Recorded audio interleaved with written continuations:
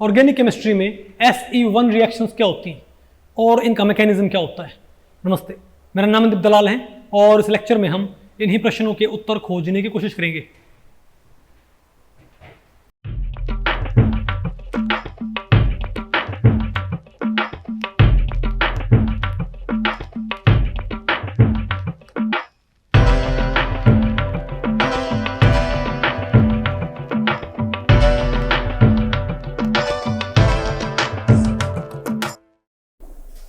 तो भाई आज हमें क्या पढ़ना है बताओ। दी SE1 मैकेनिज्म या सब्स्टिट्यूशन इलेक्ट्रोफिलिक यूनिमोलिकुलर। देखो हमने आपको बताया था भाई कि जो इलेक्ट्रोफिलिक सब्स्टिट्यूशन है वो दो तरह का होता है। एक तो कौन सा, एरोमेटिक, और एक कौन सा, एलिफेटिक, इजंट इट। तो आपका जो एरोमेटिक इलेक्ट्रोफिलिक सब्स्टिट्यूशन है वो मेनली किस मैकेनिज्म के जरिए होता है, अरेनियम मैकेनिज्म के जरिए, इजंट इट। लेकिन जो आपका भाई कौन सा है, एलिफेटिक इलेक्ट्रोफिलिक सब्स्टिट्यूशन, उसके भाई प्राइमरली मैं आपको बताऊं तीन मैकेनिज्म होते हैं। एक तो कौन सा होता है, SE1 मैकेनिज्म, एक कौन सा, SE2 मैकेनिज्म, और एक बोलो भाई SEI मैकेनिज्म। जैसे नहीं वहां पर था SNI मैकेनिज्म, वैसे यहां पर क्या होता है, SEI मैकेनिज्म, यानी कि यहां पर भी कुछ इंटरनल एक तरह से असिस्टेंस को मिलता है। ठीक है, तो पहले बताओ हम क्या पढ़ेंगे, बताओ SE1। तो इसका नाम अपने आप में काफी हद तक भाई इंफॉर्मेटिव है, सब्स्टिट्यूशन इलेक्ट्रोफिलिक, यानी भाई एक स्ट्रॉन्गर इलेक्ट्रोफाइल एक वीकर इलेक्ट्रोफाइल को डिस्प्लेस करेगा उसके सबस्ट्रेट से, इजंट इट। और यूनिमोलिकुलर, यहां से हमको भाई जो यहां पर इसको बोलते बेशक यूनिमोलिकुलर है, लेकिन यहां पर और आपको पता है जो हमारे पास सिंगल स्टेप रिएक्शन होती है, मोलिकुलैरिटी और ऑर्डर, मोलिकुलैरिटी और भाई ऑर्डर। आपको पता है कि हमारे पास जो एलिमेंट्री रिएक्शन होती हैं उनकी जो मोलिकुलैरिटी होती है वही क्या होता है, उनका ऑर्डर होता है, इजंट इट। तो भाई इसमें जो स्लोएस्ट स्टेप है, अगर इसको हम बोल रहे हैं यूनिमोलिकुलर, इसका मतलब क्या हुआ, इस क्या होगी हमारे पास फर्स्ट ऑर्डर काइनेटिक्स को ये फॉलो करेगी। ठीक है, तो भाई इस टॉपिक को हमने टोटल 3 सेक्शंस में डिवाइड किया है। पहले हम क्या पढ़ेंगे, डेफिनेशन ऑफ SE1 रिएक्शंस, फिर हम क्या पढ़ेंगे, मैकेनिज्म ऑफ SE1 रिएक्शंस, फिर हम पढ़ेंगे इसकी फीचर्स। तो पहले तो हम क्या पढ़ते हैं, डेफिनेशन ऑफ SE1 रिएक्शन। तो वो बहुत सिंपल है, एक स्ट्रॉन्गर इलेक्ट्रोफाइल एक वीकर इलेक्ट्रोफाइल को किसी एलिफेटिक सबस्ट्रेट में से डिस्प्लेस कर देगा। और क्योंकि यहाँ पर भी एरोमेटिक रिंग्स इन्वॉल्व नहीं है तो यहाँ पर अरेनियम मैकेनिज्म इन्वॉल्व एक्टिवेट नहीं हो पाएगा। आगे ना आपको ये, ठीक है। और ये मैं आपको बताऊं, ये आप इसको काउंटर पार्ट मान सकते हो SN1 मैकेनिज्म का। अब बताओ SN1 मैकेनिज्म में क्या करता, वहां पर हमारे पास क्या, कोई हैलाइड मान लिया, ठीक है, तो इसके ऊपर तो कॉन्टेक्ट क्या करता, कोई न्यूक्लियोफाइल, कोई स्ट्रॉन्गर न्यूक्लियोफाइल। तो ये स्ट्रॉन्गर न्यूक्लियोफाइल क्या इसको यहां से डिस्प्लेस नहीं कर दिया करता, लेकिन पहले स्टेप में ये Cl नेगेटिव यहां से टूट जाया करता और भाई यहां पर किसकी फॉर्मेशन होया करती, कार्बोकैटायन की, जो हमारे पास क्या था, ट्राइगोनल प्लेनर। ठीक है, लेकिन भाई यहां बताओ किसकी फॉर्मेशन हुई, कार्बो एनायन की। नहीं बता, आपको पहले पड़ गया भाई। अब आप ये बताओ कि यहां पर हमारे पास भाई, ये बताओ हमारे पास क्या किसकी भाई, अरे भाई ये हमारे पास तो क्या इसकी एक इलस्ट्रेटिव रिएक्शन भाई, ठीक है, इसका वही इलस्ट्रेशन है। यहां बताओ क्या हमारे पास, अरे भाई ये तो क्या हमारे पास क्या है, retention of configuration, retention of. अब यहां पर दो पॉसिबिलिटी है, अगर हमारे पास ये बताओ क्या है, कायरल, अगर हमारे पास क्या है भाई, कायरल सिस्टम है, ठीक है, तो भाई कॉन्फ़िगरेशन की रिटेंशन भी हो सकती है और कॉन्फ़िगरेशन का इन्वर्जन ही पॉसिबल। मतलब हमारे पास तीनों ग्रुप्स क्या मान लिया, R1 R2 और R3, और यहां पर जो लिविंग इलेक्ट्रोफाइल है उसको बताओ हमने क्या बोल दिया, जो लिविंग उसको हमने क्या बोल दिया भाई, L बोल दिया। ठीक है, तो जब आप इसके ऊपर भाई क्या टकराओगे, कोई इनकमिंग इलेक्ट्रोफाइल, तो यहां पर ये तीनों, अब आप पहले बताओ क्या एक कंपाउंड कायरल है कि नहीं है भाई, कार्बन से कार्बन एटम के ऊपर चारों ग्रुप डिफरेंट, तो क्या होता है, ये कायरल होता है। तो अगर ये इलेक्ट्रोफाइल यहां से हट जाए और यहां पर एक नया इलेक्ट्रोफाइल आ जाए, खैर भैया तो हमारे पास एक एनेंशियोमर है, हमारे पास ही तो क्या भाई एक ही एनेंशियोमर है, लेकिन हमारे पास दो एनेंशियो, हमारे पास पूरा हमारे पास भाई क्या जाएगा, एनेंशियोमेरिक पेयर, यानी कि RB और SB, ये यहां से क्या हो जाए, टूट जाएगा और ये ई या तो क्या होगा, इस साइड से अटैक करेगा या फिर भाई इस साइड से। अगर इसने इस साइड से अटैक किया तो मेरे पास क्या बन जाएगा, एक एनानशियोमर, और इसने भाई अपोजिट साइड से अटैक किया तो हमारे पास तो क्या हो जाएगा, दूसरा एनानशियोमर। नजर आया आपको? तो एल यहां पर क्या है, एल प्लस तो यहां पर क्या है, लिविंग ग्रुप, और ई प्लस यहां पर क्या होगा, एंटरिंग इलेक्ट्रोफाइल। और इलेक्ट्रोफाइल मैंने क्यों शो किया इनको, क्योंकि इनके ऊपर मैंने पॉजिटिव क्यों लगाया है, ताकि ये भाई हम इनको रिप्रेजेंट कर सके कि क्या है, इलेक्ट्रॉन लविंग स्पीशीज, इनके पास इलेक्ट्रॉन्स की कमी है, इजंट इट? ठीक है, तो भाई अभी सवाल ये उठता है कि ये भी बनता है, रिटेंशन ऑफ कॉन्फ़िगरेशन भी है और भाई कॉन्फ़िगरेशन की इन्वर्जन भी है। तो ये पॉसिबल कैसे भाई कि कॉन्फ़िगरेशन का रिटेंशन, या तो हमको अब क्या पढ़ना पड़ेगा इसका मैकेनिज्म। तो बताओ भाई इसके मैकेनिज्म में क्या होता है। देखो भाई पहली बात तो ये कि यहां पर अगर मान लिया यहां पर Cl होता, अगर ये L क्या भाई, अगर लिविंग ग्रुप क्या बताओ, कार्बन से ज्यादा इलेक्ट्रोनेगेटिव ग्रुप, अगर ये L क्या है, कार्बन से ज्यादा इलेक्ट्रोनेगेटिव ग्रुप, तो डेफिनेटली भाई ये एज एनायन टूट के जाएगा यहां से, क्योंकि भाई जब इसका हेट्रोलिसिस होएगा, जब इस बॉन्ड का क्या होएगा, हेट्रोलिसिस, तो क्या दोनों इलेक्ट्रॉन से कौन लेके टूट जाएगा भाई, क्योंकि ये क्या मोर इलेक्ट्रो नेगेटिव, और हमारे पास किसकी फॉर्मेशन हुई, कार्बो कैटायन की। लेकिन अगर मान लिया ये एटम, भाई कंडीशन होती है कि यहां पर जो हमारे पास क्या है, जो लिविंग ग्रुप, उसका ये एटम भाई कार्बन से क्या होना चाहिए, लेस इलेक्ट्रोनेगेटिव। अगर ये मोर इलेक्ट्रोनेगेटिव हुआ तो भाई इस पेयर को तो यही ना ले जाएगा, इसके ऊपर क्या जाएगा, पॉजिटिव चार्ज, तो कार्बोकैटायन बन जाएगी। फिर तो ये किसके लिए सुटेबल है, न्यूक्लियोफिलिक अटैक के लिए, भाई कार्बन पॉजिटिव न्यूक्लियोफाइल आएगा उसके ऊपर अटैक करने के लिए, इजंट इट? तो क्या होना चाहिए हमारे पास, मोर इलेक्ट्रो पॉजिटिव या लेस इलेक्ट्रो नेगेटिव। उससे बताओ फिर क्या होगा, अरे भाई इससे क्या होगा बताओ। तो पहला स्टेप ही यहां पर क्या होता है, स्लोएस्ट स्टेप, तो R1 R2 और R3, तो ये जो लिविंग ग्रुप है इसका हेट्रोलिसिस हो जाएगा, और ये बताओ पेयर कहां पर आ जाएगा, इसके पास। अब अगर इसके पास आ गया तो इसका फॉर्मल चार्ज आप बताओ कैसे निकालोगे। अब इस कार्बन के ऊपर 3 ग्रुप हैं, R1 R2 और R3, ठीक है, इसके पास एक लोन पेयर आ गया। अब बेटा आपको फॉर्मल चार्ज मालूम करना आता है, फॉर्मल चार्ज कैसे कैलकुलेट करते हैं। अब समझे मैं क्यों बोलते हैं भाई सारी चीजें एक ऑर्डर में सीखना क्या होता है जरूरी। फॉर्मल चार्ज होता है, इस कार्बन के पास वैलेंस इलेक्ट्रॉन कितने होते हैं बताओ, valence electrons minus average electrons. Carbon के वैलेंस क्या होते हैं, 4 होते हैं ना, तो 4 माइनस एवरेज कितने होते हैं, इसके सारे के सारे नॉन बॉन्डिंग जोड़ो और बॉन्डिंग का हाफ जोड़ दो, तो 2 तो क्या है इसके पास नॉन बॉन्डिंग, और 2 4 और 6 का हाफ करियो 3, तो 2 का हाफ, सॉरी 2 4 6, 3 तो बॉन्ड पेयर है, तो 6 का हाफ 3 करो, 3 और 2 5, तो 4 माइनस 5, तो 5 क्या है इसके valence, sorry average electrons, non bonding plus bonding electrons का हाफ, वो क्या होता है एवरेज इलेक्ट्रॉन्स 5 है भाई, तो 4 माइनस 5 क्या होगा हमारे पास, 1 आ गया ना। तो ये डेफिनेटली इसके ऊपर फॉर्मल चार्ज क्या है, फॉर्मल चार्ज का मीनिंग होता है कि आप बॉन्ड को पूरी तरह क्या मान रहे हो, कोवलेंट। ऑक्सीडेशन स्टेट में और फॉर्मल चार्ज में यही डिफरेंस होता है। आप क्या मानते हो कि बॉन्ड पूरी तरह क्या है, आयनिक। अगर आप क्या मानते हो, अगर कोई एटम बाकी एटम से जुड़ा हुआ है और आप ये मान लो कि उसकी बॉन्डिंग कंप्लीटली क्या है, आयनिक, तो उसके ऊपर जो चार्ज अराइज होएगा उसे हम क्या बोलते हैं, ऑक्सीडेशन स्टेट। और अगर हम बॉन्ड को पूरी तरह क्या मान लेते हैं, कोवलेंट, तो जो चार्ज आएगा उसको हम क्या बोलेंगे, फॉर्मल चार्ज। लेकिन एक्चुअल सिचुएशन इन दोनों कहीं भाई बीच में होती है, पता होगा ना तो बॉन्ड पूरी तरह क्या होते हैं, आयनिक, ना बॉन्ड पूरी तरह क्या होते भाई, कोवलेंट होते हैं, ठीक है।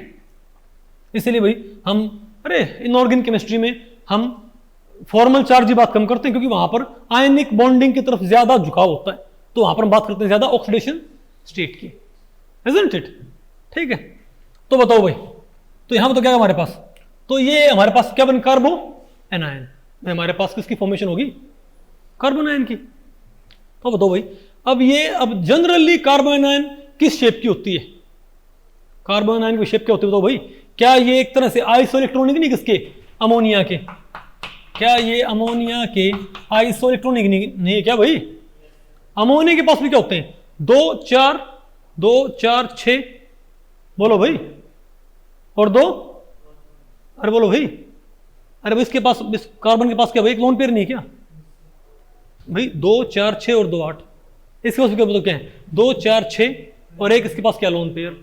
तो क्या है ये स्पीशीज भाई एक तरह से नहीं बोल सकते कि अमोनिया के क्या आइसो इलेक्ट्रॉनिक, और आपको पता iso electronic species same geometries रखती है ना। तो अगर भाई ये हमारे पास क्या हो, ट्राइगोनल पिरामिडल, तो वैसे मैंने आपको पढ़ा रखा भाई, अरे reaction mechanism structure and reactivity aspects में, तो इसकी ज्योमेट्री कैसे होनी चाहिए हमारे पास? Trigonal pyramidal. यानी ये बताओ क्या होना चाहिए हमारे पास? ये कार्बन ऐसा हो और यहाँ पर क्या हो, R1 और R2 और क्या होना चाहिए, R3, और यहाँ क्या होना चाहिए हमारे पास, लोन पेयर। ठीक है, एक तो ये पॉसिबिलिटी भाई कि ये कार्बन आयन क्या हो सकती है, बताओ भाई। अब आप कहोगे लेकिन क्या कार्बन आयन का कार्बन sp2 हाइब्रिडाइज्ड भी हो सकता है क्या? क्या कार्बन आयन है कार्बन भाई sp2 हाइब्रिडाइज्ड भी हो सकता है?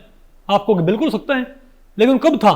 जब कार्बन से next carbon bearing negative charge, उससे नेक्स्ट कार्बन क्या था भाई, sp2 हाइब्रिडाइज्ड।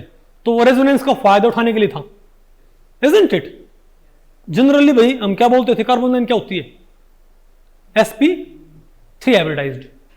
ठीक है, लेकिन भाई ये कार्बन आयन अभी तक ये कंफर्म्ड नहीं है आज तक कि ये कार्बन आयन sp2 हाइब्रिडाइज्ड के sp3 हाइब्रिडाइज्ड है, क्योंकि जो भाई नेक्स्ट स्टेप है उससे जो हमारे पास क्या आएंगे, 2 फाइनल प्रोडक्ट्स, उन दोनों को ही आप रैशनलाइज कर सकते हो, इसको sp2 हाइब्रिडाइज्ड मान के भी और इसको sp3 हाइब्रिडाइज्ड मान के भी, क्योंकि भाई यहां पर होता क्या है, रेशमाइजेशन। भाई तो हमारे पास क्या बनेगा, अरे भाई कॉन्फ़िगरेशन की रिटेंशन, मतलब ये लिविंग ग्रुप यहां था, मतलब यहां तो कौन हमारे पास, R1 R2 और R3, और यहां कौन आ जाए हमारे पास, एंटरिंग ग्रुप। या बताओ फिर क्या हो जाए, तो इसको हम क्या बोलेंगे, रिटेंशन। इसको हम क्या बोलते हैं,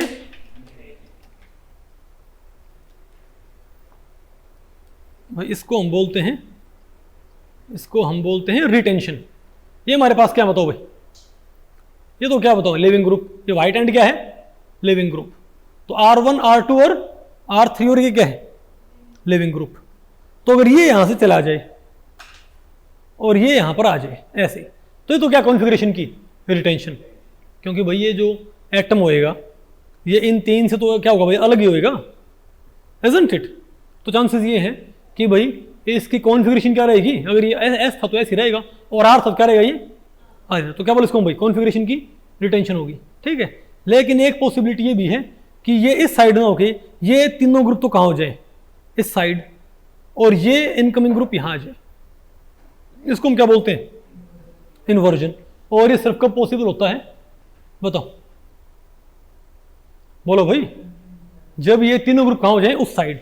अगर तीनों ग्रुप भाई R1 R2 R3 साइड रह गए टेट्राहेड्रल अरेंजमेंट में, उस साइड कौन आ गया हमारे पास, एंटरिंग ग्रुप, तो रिटेंशन। इस साइड आ गया तो भाई इन्वर्जन। ठीक है, अब आप बताओ भाई, तो पहले हम देखते हैं इसको ट्राइगोनल प्लेनर कार्बन आयन कैसे रैशनलाइज कर सकती है हमारे पास भाई, बताओ। चलो पहले मैं क्या मानता हूं कि हमारे पास किसकी फॉर्मेशन हो रखी है, ट्राइगोनल प्लेनर कार्बन आयन की हमारे पास भाई फॉर्मेशन हो रखी है, ट्राइगोनल प्लेनर। इसने छोड़ दिया ना भाई, ये रिलीज कर दिया, तो आप मान लो ये sp2 हाइब्रिडाइज्ड है, क्या हमारे पास ये sp2 हाइब्रिडाइज्ड है।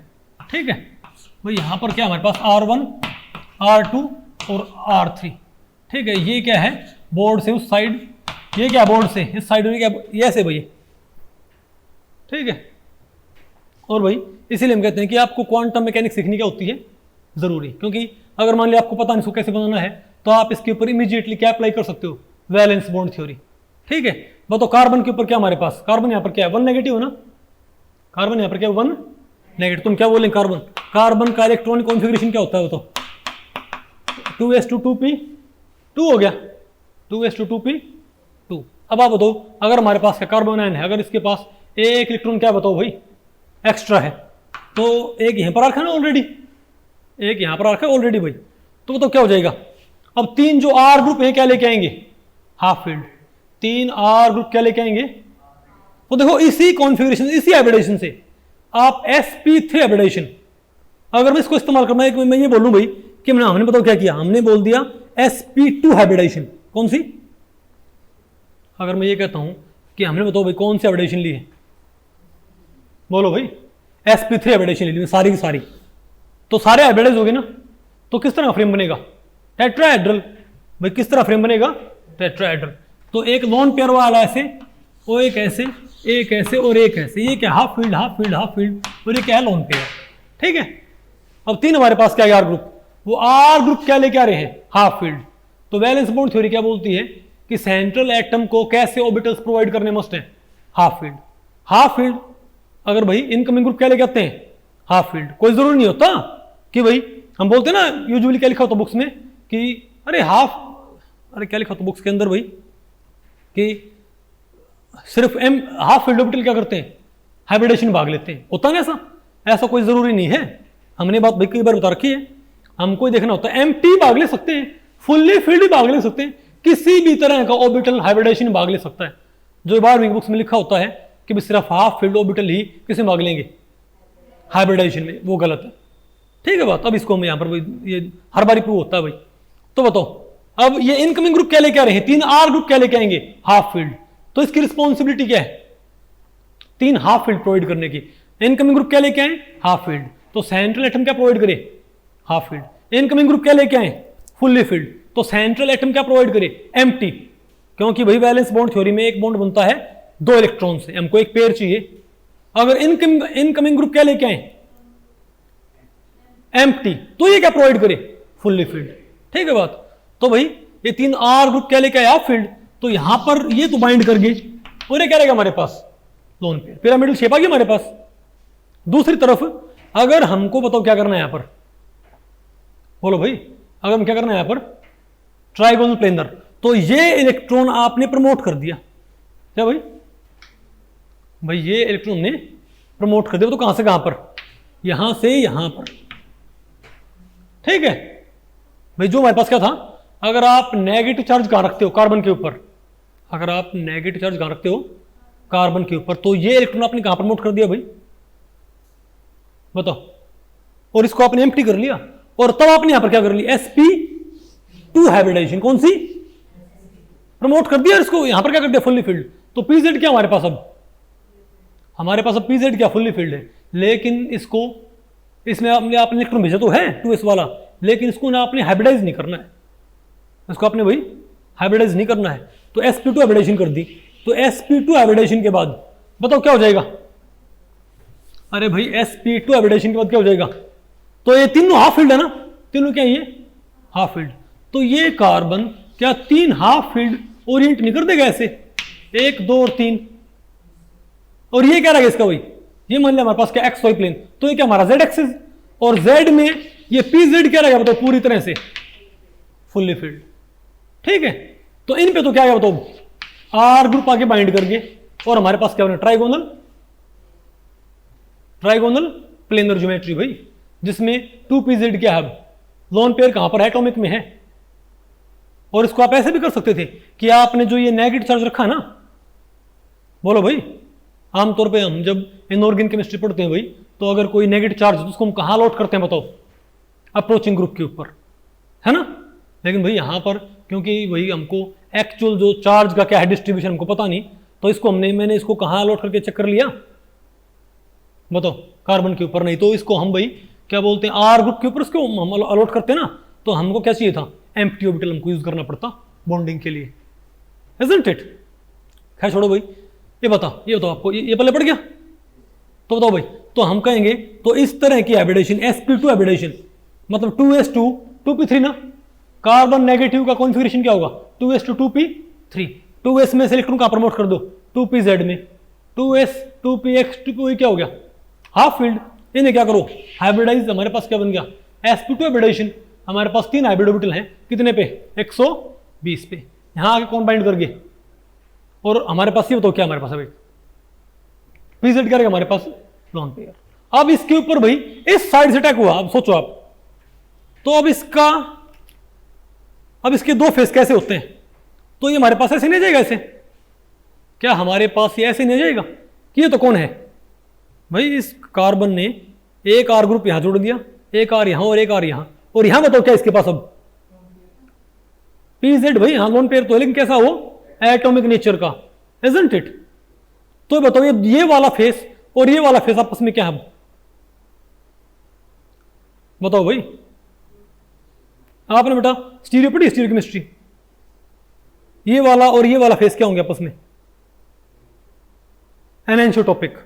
कैसे मालूम करते हैं, और आपने फिजिकल में पढ़ी ग्रुप थ्योरी, ग्रुप थ्योरी में इसका पॉइंट ग्रुप क्या बताओ, CS। इसका पॉइंट ग्रुप क्या है, CS। आप इसको ऐसे काटोगे तो ये वाला फेस और ये वाला फेस आपस में एक्सचेंजेबल है इस प्लेन ऑफ सिमेट्री से। और अगर दो फेसेस एक्सचेंजेबल हो सेकेंडरी सिमेट्री एलिमेंट से, क्या होते हैं, एनेंशोटॉपिक फेसेस। समझे बात, यानी यहां अटैक हुआ, अब यहां अटैक हुआ भाई तो क्या बन जाएगा, एक एनेंशियोमर, और यहां अटैक हुआ तो क्या बन जाएगा, दूसरा एनेंशियोमर, क्योंकि ये फेसेस ही क्या है, एनेंशोटॉपिक फेसेस। अब सिंपल सी बात है, अगर इस साइड से अटैक हुआ, अच्छा लिविंग ग्रुप कहां से आया था, इस साइड से, अगर इस साइड से अटैक हुआ तो क्या बन जाएगा हमारे पास, रिटेंशन, और यहां से आया तो क्या हो जाएगा, इन्वर्जन। ये आपको भाई, अरे भाई retention as well as inversion, आसान है मुश्किल ये, अरे बताओ भाई।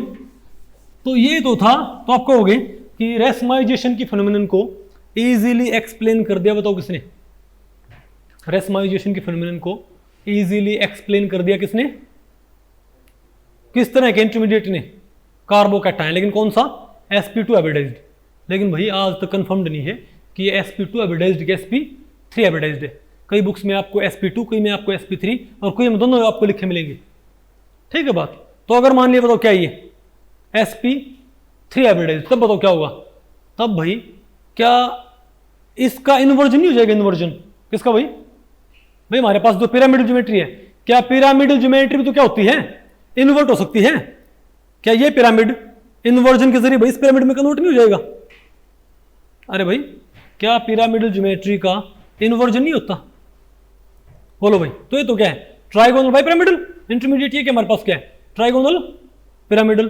तो अगर हमारे पास ये बताओ भाई, और देखो दोनों प्रोवाइड कर सकते हैं, ये भी, इस पे तो फ्रंट और रियर अटैक क्या प्रोवाइड कर देगा, एनेंशियोमेरिक पेयर, और ये जो ट्राइगोनल बाई पिरामिडल है, ये बताओ क्या करेगी भाई, ये भाई इक्विलिब्रियम में होगी, किससे भाई, इस पिरामिड का इन्वर्टेड फॉर्म, इस पिरामिड का भाई इन्वर्टेड फॉर्म।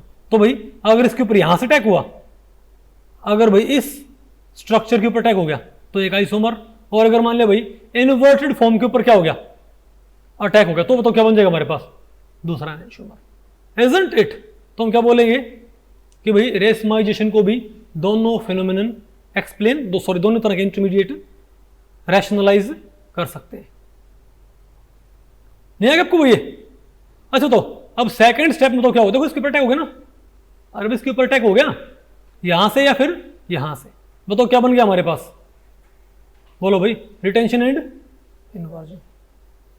भाई बहुत सिंपल है बिल्कुल, आ गया नहीं आपको ये भाई, तीनों ग्रुप ये डिफरेंट थे, तीनों ग्रुप ये डिफरेंट थे।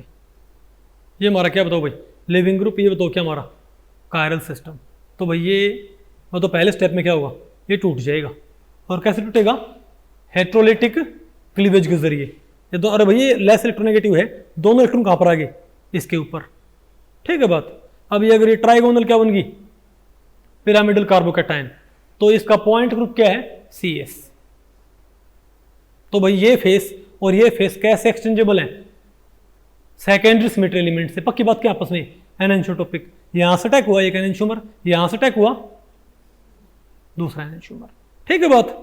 दूसरी तरफ भाई अगर पिरामिडल बना है तो ये वाली ज्योमेट्री क्या होगी, इक्विलिब्रियम में, तो इनके ऊपर अटैक से तो फिर हमारे पास क्या बन जाएंगे, दोनों एनेंशियोमर, ठीक है। इसीलिए भाई आज तक ये नहीं पता, और ध्यान रखियो भाई, आपको ये लगेगा कि ये तो काफी हद तक SN1 की तरह है, आपको भी क्या लगेगा, ये काफी हद तक क्या है, SN1 की तरह है, isn't it?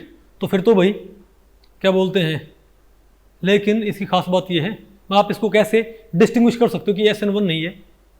SN1 भाई ब्रिजेड कार्बन पे नहीं होता ना, SN1 ब्रिजेड कार्बन पे नहीं होता भाई, लेकिन ये ब्रिजेड कार्बन पे भी हो सकता है। तो इससे प्रूव होता भाई, क्या होता बताओ, बोलो भाई, अगर कोई ब्रिजेड कार्बन पे तो उसका मतलब क्या है, वो किसके जरिए हो रहा है, SE1 मैकेनिज्म के जरिए। आगे आपको अब बताओ क्या इसकी भाई फीचर्स बताओ। अरे भाई बताओ क्या होगा। ये पहली बात तो बताओ किसको फॉलो करती है भाई, पहला स्टेप ये हमारे पास क्या था, rate determining step, slowest step. तो क्या आएगा हमारे पास, फर्स्ट ऑर्डर काइनेटिक्स।